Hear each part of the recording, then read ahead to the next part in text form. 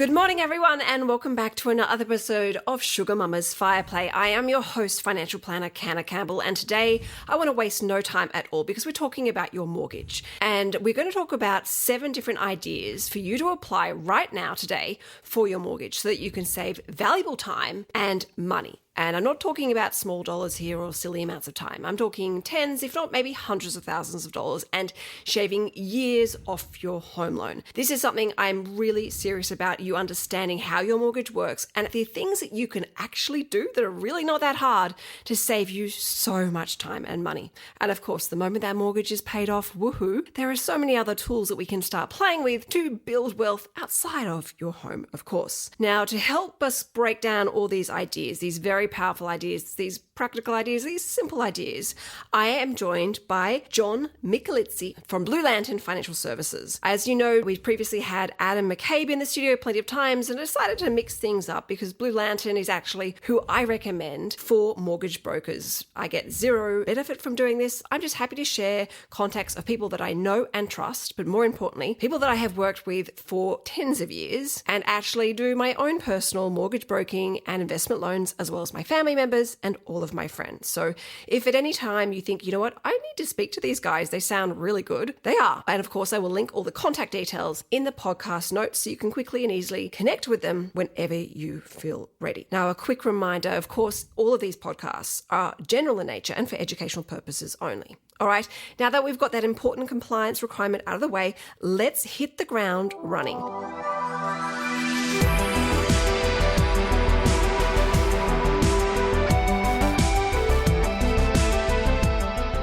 John, good morning. Thank you for coming into the studio and to talk about this. And I'm so serious about Australians realising what they can do with their home loans to actually get the monkey off their back. Do you agree that we need to be paying more attention to our home loans? Absolutely, and I could not agree with you more, Canna. We have a great calculator on the Sugar Mama website. It's an extra repayment calculator and a combined lump sum. You just simply plug in your details and see what an extra $50 per month plus, say, an extra $1,000, bonus each year on your home loan does, and see the term drop and see the amount of savings add up. And of course, that's subject to, interest rates remaining the same and of course, making sure you don't withdraw that money back out again. But you have a choice and you really can actually pay off the mortgage so much faster. You are not dictated by the bank or your lender. But look, let's get cracking because we've got 7 ideas that we want to break down together as to how to pay off your home loan off as quickly as possible. Before we begin, and I just want to hit the ground running. Can you just give everyone a quick introduction as to who you are? Because obviously everyone's used to hearing Adam on the show. Can you explain to everyone what you do and how you fit in at Blue Lantern? Sure. So there's a few brokers at Blue Lantern. I'm John Micalizzi. I'm one of the team. And so we spread the work out evenly between the team, depending on, speciality, depending on who's available, depending on, where that client has come from. So there's always good coverage for anyone that wants to come and have a chat with us, do a mortgage health check, get ready for a purchase. So briefly, that's my work splits into 2. So it's either helping people purchase a property, but then importantly, staying with them after that, working with them through the life of the loan to ensure that, they are trying to minimize interest costs and they are getting to total home ownership or at least comfortable levels of debt as soon as possible. That ongoing service is completely underestimated. And I say that because I know how much I rely on Blue Lantern to review my home loan, to call the bank on my behalf and negotiate a better interest rate, when it's time to refinance because the bank won't match what they're paying new customers or what the competitive rate is. And that guidance as to how to actually structure the loans in the right way, because there are lots of ways to pay your home off and lots of different ways that suit different people in different situations or different periods of their lives. So that ongoing service is actually free, isn't it? That's exactly right. And I'll go into more detail about this later, that because of our business model, not all brokers are the same, we are compelled, to look after you and to give you options and to make sure that everything's working well for you. And this is no disrespect to banks, because obviously we do source funding from banks. You work with them. We work with them, but they are not compelled to do anything. They only have to explain their products and services. That's it. Look, for anyone who has a mortgage right now and they've never had any ongoing relationship in helping pay off their bank, can this be your sign to pick up the phone and find a good quality mortgage broker that's going to work with you? And, the way I would describe what you guys do is you're almost like a coach. Exactly. And look, Adam has always done our home loans and investment loans, and I have him on speed dial. And I know. It makes a I know. It makes a difference because you do make greater inroads and you make better progress and you tick those goals off. So, all right, let's get started. Number one, the first thing to do when it comes to trying to pay for a home loan as quickly as possible is to do a budget. But can you explain why and how effective this is? Certainly. So to try and determine, okay, where could you make savings and where can you make inroads, you've got to understand what your current expenditure is and try to categorize it. So think about categories such as, your mortgage repayments, obviously, that's a first start, but then things like utilities, rates, insurances, communications expenditure. So those things that you might think, okay, well, they're sort of fixed in nature. And then there's other categories such as groceries, eating out, recreation, entertainment, which are more discretionary, right? So and that's where compartmentalize these expenses. Exactly. So you can sort of focus purely on looking at the utilities expenses, the gas, electricity, the water, obviously water you can't really do too much with. And then obviously look at the groceries, alcohol, those other expenses which are more volatile or, can fluctuate. Yeah. So I have people who say, my credit card bill is $3,000 a month, so that's my expenses. But that's just to have one number. It's hard to make inroads into it unless you break down that number and see, okay, where can I perhaps improve? What can't be improved? So you've got to do a deep dive. Yes. I completely agree. Now, you and I were chatting on the phone and we were talking about this thing called bankstatements.com, and you've given me an example, and I have to say it's quite fascinating because it basically is a software system that breaks down and does it's almost like an AI of budgeting because it breaks down, it compartmentalizes everything for you so you don't need to do it yourself. So then you can then look at each individual category and see what needs to be cut down or cut out. Can you explain how you use this to help clients, and also how does someone get their hands on this because it's extremely helpful? So when I do a mortgage health check or a refinance or even a purchase, part of that process is understanding living expenses. And then when it comes to getting data from people, so for example, credit card statements, personal loan statements, home loan statements, we have this service whereby it's automated, it's secure, where the statements come directly to us. And then importantly, with that comes an analysis of expenses. Okay. And that's important because someone might say, oh yeah, we spend, $300 on recreation and entertainment. Then the data says, well, it's $1,000, right? And there's no wrong or right answer, but then it's a conversation to say, do you want to limit your recreation and entertainment to $300, or is it actually $1,000 a month and you don't want that to change? Okay, so it's just a conversation It creates tool. awareness. It creates awareness. You hear stories in the media about, the bank looked through my expenses and they questioned why I was going to McDonald's every week. I don't care. Maybe invite me along to McDonald's. I don't know, but it's not a deep dive. I don't go into what you're spending on where. It's more the headline numbers. Yeah. If you want the data to go in and perhaps look where you can improve, fine, I'll give it to you. But it's not a deep dive exercise for me into too far down, and there's no judgment in the process at all. Oh gosh, I mean, you and I both know there's no judgment when it comes to people's personal finances. Everyone has their own personal value system, and for us, at the end of the day, we're there to help. So Yes, if someone comes to us saying we need help, we'll look at it with a view to help, not to a view to judge. And I mean, look, I've got an example in front of me right now that you've given me, and I have to say it's brilliant because immediately my eye went to certain expenses. I was like, oh wow, you could actually make an extra $80 per month repayment just by looking at this one particular expense. It really does break it down. So I mean, I'll put for everyone that's listening right now, obviously John's contact details, but I believe you're happy to give some people access to this. Yes. As part of a mortgage health check? As part of the mortgage health check. So, I mean, what a brilliant opportunity for everyone to get a great refresh of their budget through this amazing service and get some help from you. So, all right, realistically, people think, a budget. It's like going to the dentist. You don't want to do it. You procrastinate. But the smallest savings, particularly on a regular basis on a mortgage, can actually save you thousands of dollars. Exactly. Can you give us a couple of realistic examples as to how much, some, say $150 per month that you might find from your budget when applied to making an extra repayment on your home loan? How much really are we talking about saving? Because I feel like when people hear how much they'll save, they'll want to go do their budget immediately. So can you give us an example, a realistic example, as to how much someone can save from a time point of view and from an interest point of view by doing their budget and finding, say, an extra $100 or extra $50 or an extra $150 per month that they can apply to their home loan? Sure. I call it the power of small amounts of money, and it shouldn't be sneezed at. So I'll do it on an annual basis. So that way, maybe that's more achievable for someone. If someone puts $1,000 extra on their home loan Per year, yeah. per year, right? That $1,000 saves $5,000 in interest. Wow. So that's not even $100 per month. That's right. What are we using as an average mortgage size here? So that's for a $500,000 average mortgage size, even up to $850. The saving is a little bit more. Yeah. But just think in rough terms, $1,000 on, $5,000 off in interest. That is amazing. And what's the average interest rate you're using there? I'm using 6.15. 6.15. Okay, so that's a pretty competitive rate. That's as well. a pretty competitive We're not rate. being greedy in these numbers. No. So essentially, it's like that $1,000 savings gives you back an additional $4,000 in total. That's right.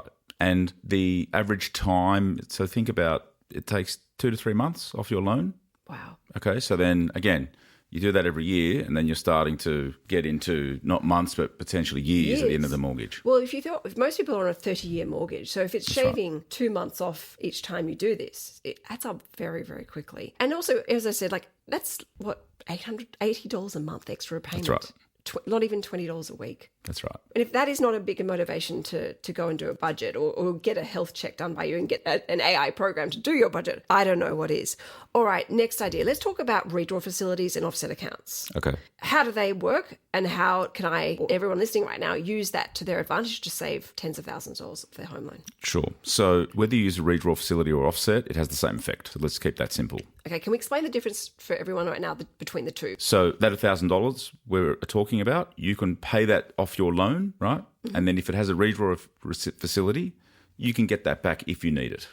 The discipline is not getting to touch it. Not to touch it, okay? But at least whilst it's in there, it's saving you money. So you will literally see, if you put $1,000 in, if your mortgage is $850, it will come down to $849. Okay, so you will see the difference. And you'll only be charged the interest on the $849. Exactly. Which is the important part. Exactly. Now, if you put $1,000 in an offset account, same thing, same effect. So that sits there almost looking like savings in the offset account. That's right. Literally looks like an online savings account. That's right. Linked to all your accounts, but it's actually offsetting the interest. So instead of the bank charging you interest on $850,000, it's charging you interest on $849,000. Exactly.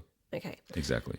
Out of interest, which do you prefer? I prefer offset accounts. Personal choice. Mm-hmm. I just like the flexibility of having the money there, and also there are investment properties in play, and therefore I don't want to put money on the loan because I need the funds, and I don't, because once you put money on into investment loan, you can't redraw it back without affecting your accounting. Can you give us an example of, for example, emergency money? I tell everybody you need to have emergency money and you need to have the right emergency money. And I say to people, if you can, keep your emergency money in either your offset account or a redraw facility. How much does that save people in time and money using those same examples of, say, I think a $500,000 mortgage and an $800,000 mortgage? Okay.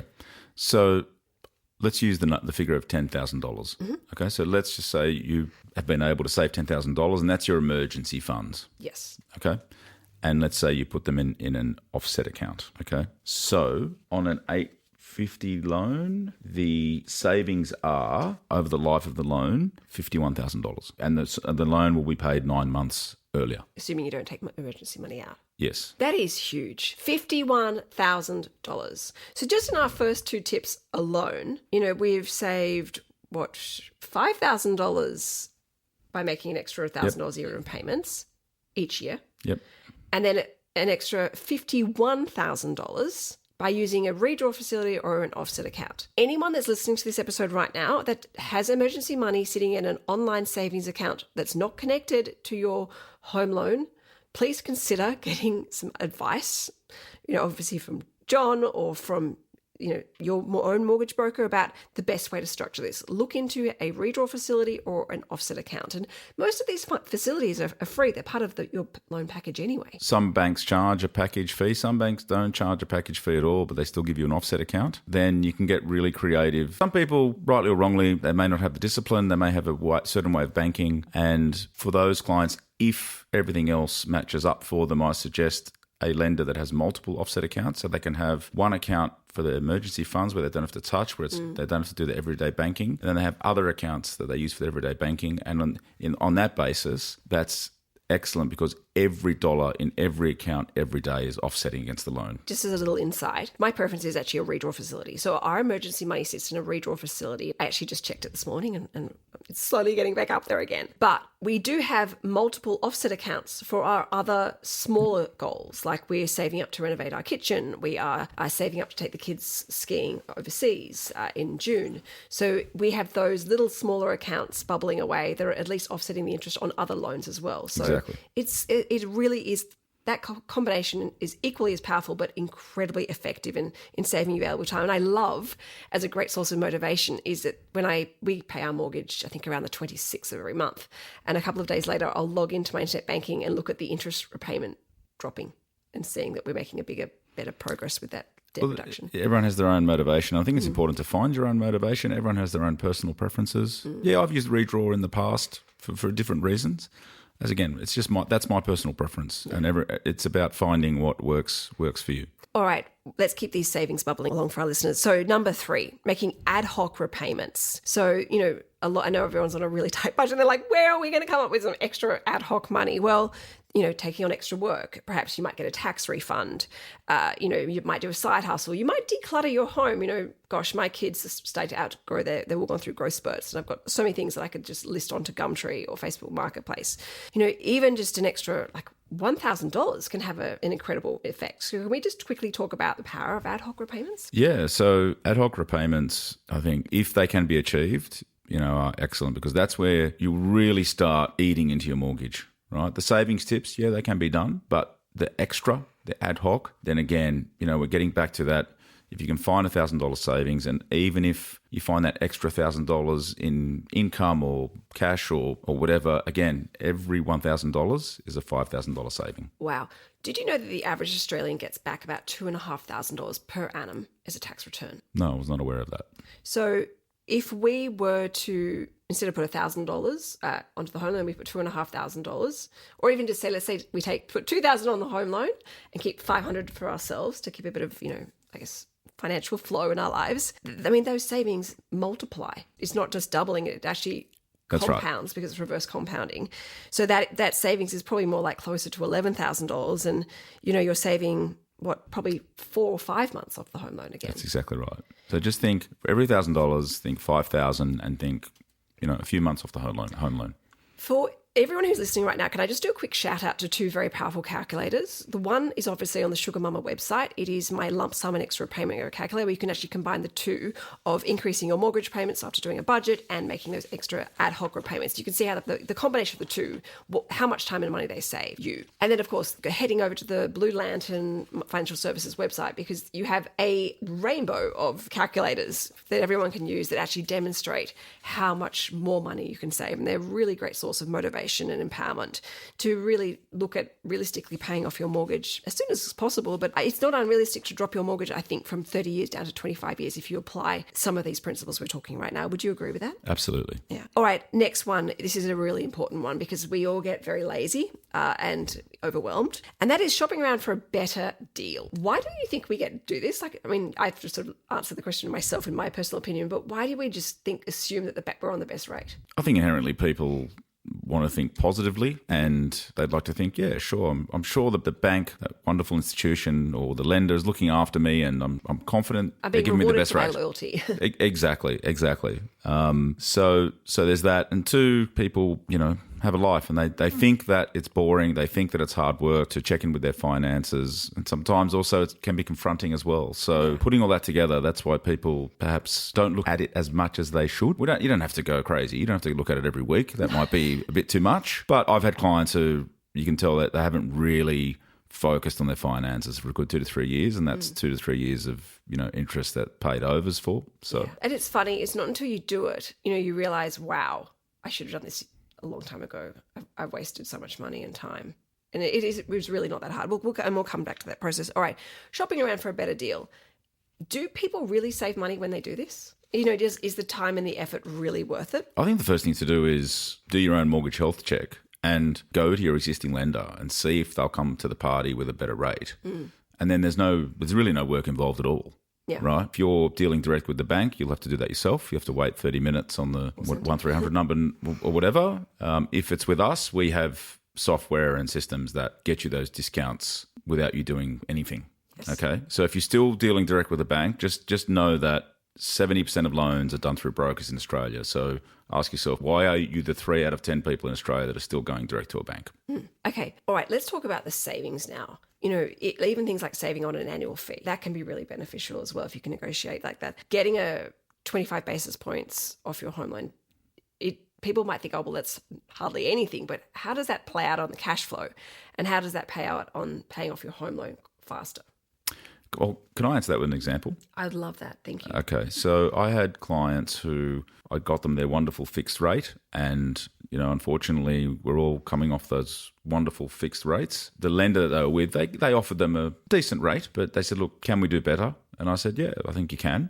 And so I was able to get them a better rate. And at that time, that lender was offering no annual package fee, multiple offset accounts. So their savings were, including all of that, were $112 per month. And that over the life of the loan, that will save them $47,000. Wow. Oh my goodness. They must have been cheering. They're not those sort of people. Maybe they just didn't want to show me, or internally they were cheering. Yeah, but no, they were very happy. Yeah. Very happy.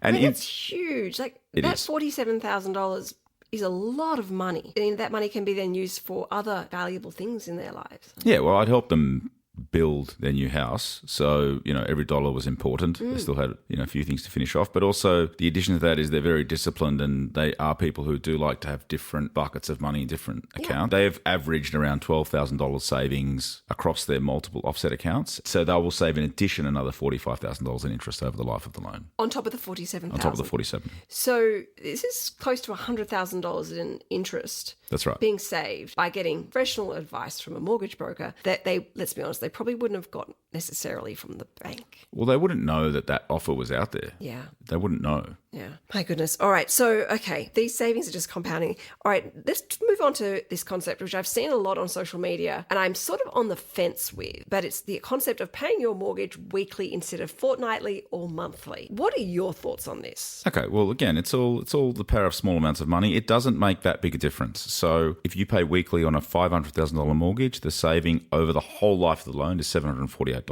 Okay. Mm-hmm. And then on an $850,000 loan, the saving is $1,271, right, over the life of the loan. So that we're not getting those big numbers that we're getting with the other ideas. But again, if you do that, in addition to everything else, then it's all better off in your pocket than someone else's. Exactly. So just making sure that you consistently stick to it. And there's another point on the weekly is that some people, if we go back to the importance of budgeting, some people just can work a budget better weekly rather than monthly. So again, that might tie in with that as well. So that's an important point too. I completely agree with that. I run a budget and cash flow academy program teaching people how to do a budget, but how to stick to it. And part of the sticking to it is actually building the cash flow system. And I say to people, the key to making your budget easy to stick to is to make it consistent. So as many bills that you can take that are irregular or even ad hoc and make them weekly, fortnightly or monthly, the easier it is to manage your cash flow and therefore stick to the budget. The only reason why I sit on the fence a bit with paying weekly versus monthly is if you're being paid monthly, it can be a bit tough with the way the payday cycles fall. Yep. If it's coming out every Thursday, because there may be 5 Thursdays, in your pay cycle, but you haven't been paid yet and you can sort of run short of cash flow. So it does need a lot more meticulous account keeping. And that's where it can sometimes cause havoc for people with their cash flow. But if you can pay weekly and you have no problem handling that and managing that, absolutely, it's something, definitely worthwhile doing. And those savings add up every single year after year. All right. Thank you for that. The next one I want to talk to you about is reviewing your progress. I mean, I love the saying, what gets monitored gets made. For Tom and I, our family, one of our big financial goals this year is to try and make some inroads with our mortgage. And for me, I know personally and professionally by checking our mortgage on a regular basis, and I probably do it more often than I should, but I know my numbers and I can then see opportunities. Do you agree with this? And what would you recommend people do to help review their mortgage, and how can we justify the time to see those savings? Firstly, just ask yourself some key questions. Is the rate that I'm getting the best rate at the moment? Okay. Now, whether you want to answer that yourself or get a broker to help you with that, that's personal preference. Within that, then, is it worth changing? And there's a question around there around, does the loan still meet your needs? Then, as part of that review process, back to motivation and back to positive. I'm a big believer in positive reinforcement. Is, okay, look back, how much extra have you paid on your loan, and understand what the benefit of that is. How much have you been able to keep in an offset account, and then understand the benefit, because if you understand the benefit and the savings, then that should give you motivation to continue doing it. Yeah. Absolutely. All right. Then finally, talking about the concept of an investment property. This is something you mentioned, and I hadn't actually ever thought about this before. How can we include the idea of property and building wealth and save off our home loans at the same time? So all the ideas we've talked about prior to this one are progressive mortgage management type ideas. Whereas if you have the ability to buy an investment property, and if that investment property does appreciate with capital growth, then it can be a real game changer. So think about buying an investment property. It could be negatively geared, which means you could get a tax return, which then could go on your personal mortgage. Again, that's something you have to talk to your accountant about. A lot of people understand that principle. So again, that's giving you that ad hoc, more progressive saving. But then the real game changer is in 10, 20 years, if that property increases in value, then your strategy could be, okay, I'll realise the profits and have that lump sum and then apply it to my mortgage. And then you could be debt-free earlier rather than the 25 to 30 years. Wow, that's quite incredible. So just on that, I had a client who was looking to upgrade. And when I looked at their numbers, I said, look, you can buy your next place and still keep this one because at that time the market wasn't great. So they had a good buying opportunity, but then the selling opportunity in that same market wasn't great. And also the other thing, by getting them their new home and keeping their home as an investment property, what that allowed them to do was avoid bridging finance, which was expensive as well. By holding on to one of their properties and then selling it when the market conditions were better, they've been able to pay a further $112,000 off their loan, and they're better off by that number compared to if they just upgraded all in the same market. Oh my goodness. All right. Okay. So these are fairly complicated strategies that you really do need to get not just advice on, but you need experience. Absolutely. And professional advice. Absolutely. I wouldn't be, you need to see someone who's a person either done it themselves as a mortgage broker or has done this multiple times for their clients and knows the intricacies and how to set this up correctly the first time the right way. Exactly. All right. Look, just to quickly recap, because this has been, I think we've probably got at least, I think in my head, I've worked out about at least $200,000 worth of savings from this one episode of your home loan. If you can apply this straight away, apply it consistently, and even, dare I say, build upon this time and savings potential explodes. And I've never met someone who ever regretted paying off their home loan sooner and faster. So just a quick recap for everyone who was listening to this episode. Number one, please go and do a budget. If you want John's bank statement access, where you can have his program look at your budget and look at where you can potentially save money, and of course, take him up on that offer for a free mortgage health check. I will be making sure that I put John's contact details, both his email address and his phone number, so you can pick up the phone and have a conversation with him about your home loan. But promise me this, you will go and do a budget. You will see what extra payments you can, and of course, jump on the Blue Lanterns website, look at their calculators, look at the Sugar Mama calculators and see the impact of those savings. And of course, make sure you apply those savings by increasing your automatic mortgage repayments by that exact amount so that those savings don't get spent elsewhere. Of course, number two is to look at a redraw facility or an offset account. What savings do you have floating around an online savings account that would be better off sitting in an offset account or a redraw facility? Again, a good quality mortgage broker will help set this up for you so that it's working to your financial advantage. Number three is to look at ad hoc repayments. I used a very simple example of the average Australian getting about $2,500 per year back as a tax refund.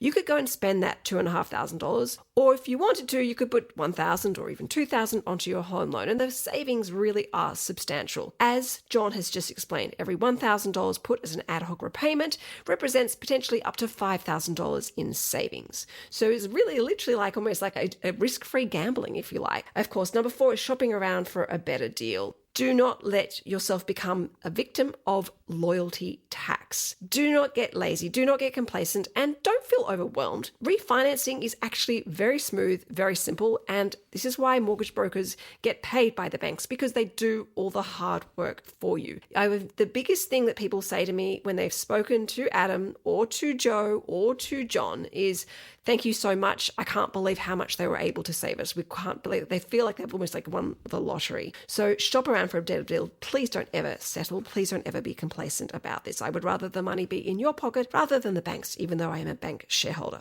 Number five is to consider, if you can, weekly repayments instead of fortnightly or monthly. These may seem like small savings, but if you're on a really tight budget and you can't make those extra repayments, you can't make ad hoc repayments, you already have the redraw facilities set up for emergency money and stuff like that, this is a really simple way of not having to find any extra money, but actually being able to save a lot of money. And again, that interest saving savings of $748 per year is substantial, especially over the course of a 30-year loan. And number 6 is obviously reviewing your mortgage repayments. As I have shared with you guys, and I sound a little bit OCD, and judge me if you like, but I'm seeing for once our mortgage coming down at a faster rate. I'm seeing our emergency money building up, but what gets monitored gets made. I truly believe that. It is so exciting when you see the actual cost of your interest repayment getting taken out of the bank slowly reducing. That is true savings in your pocket. That hasn't actually involved you necessarily having to sacrifice. I haven't had to give up my gym membership or subscriptions or, my monthly Uber Eats by making a simple change in the way that you manage your cash flow. And of course, I will link in the podcast notes the Sugar Mama Budget and Cash Flow Academy if you want to learn how to do a budget and stick to it. Number 7 is looking at an investment property. And this is obviously not available for absolutely everyone because not everyone has an investment property, but there may be other assets around you that can be sold off, such as a share portfolio, and then reorganized into a debt recycling strategy to help you save tens, if not hundreds of thousands of dollars off your home loan. And debt recycling strategy is a very powerful one. I will definitely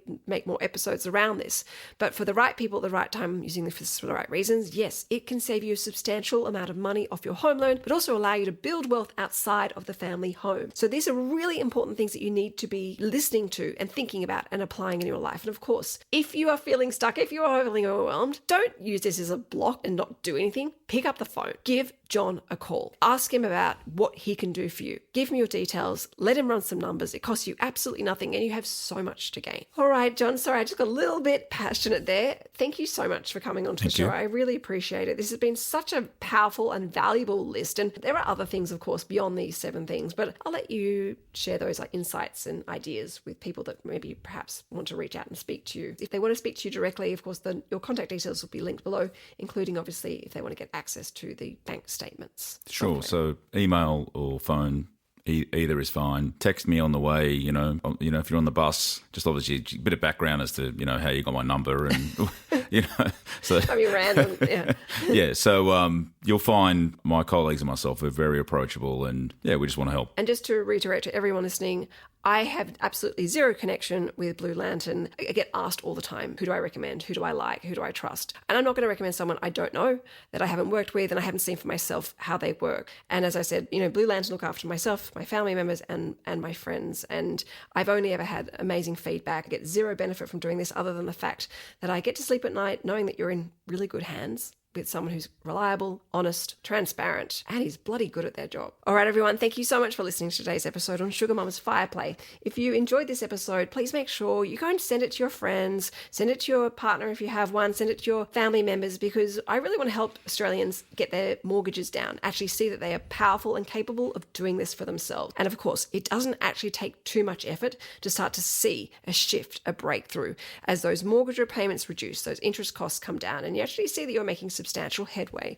and saying goodbye to that 30-year prescription made by your bank and hello to 15, 10, or even 5 years mortgage terms. How good would that be? All possible when you apply financial literacy to your financial situation. Of course, including all of those important, valuable goals and dreams. Thank you everyone for listening to Sugar Mama's Fireplay. In the meantime, keep that financial fire burning bright. Ciao for now.